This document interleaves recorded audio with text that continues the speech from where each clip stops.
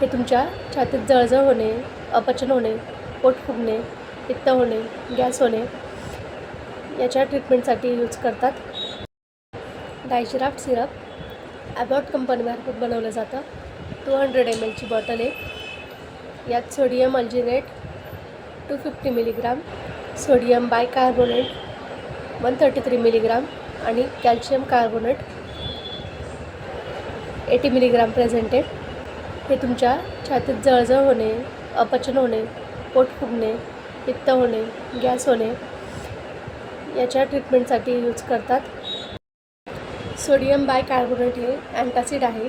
त्यामुळे औषध घेतल्यानंतर तुम्हाला ॲसिडिटी किंवा जे जळजळ वगैरे होतं छातीत त्यापासून आराम भेटतो.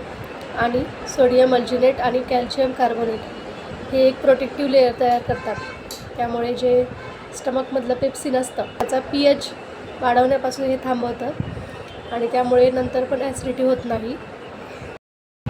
5 वर्षाच्या पुढच्या मुलांसाठी हे औषध यूज केलं जातं. डोस डॉक्टरच्या सल्ल्यानुसार असतो.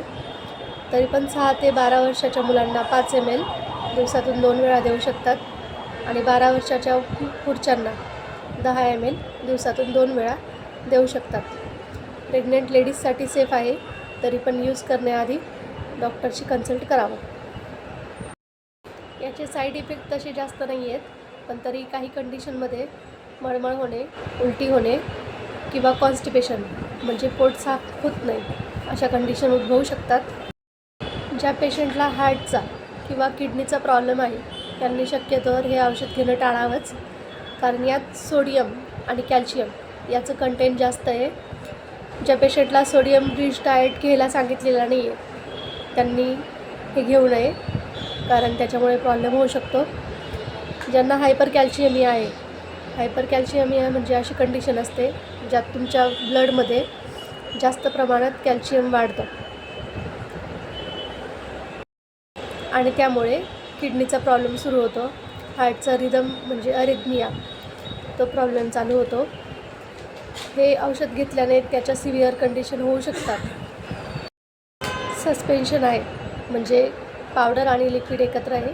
त्यामुळे सोल्युशन यूज करण्याआधी बॉटल चेक करायची, मगच घ्यायचं. बेड टाईमला घ्यायचं असतं किंवा डॉक्टरने प्रिस्क्राईब केल्यानुसार घ्यायचं असतं. जेवणानंतर, जेवणाआधी दोघं टाईम घेतलेलं चालतं.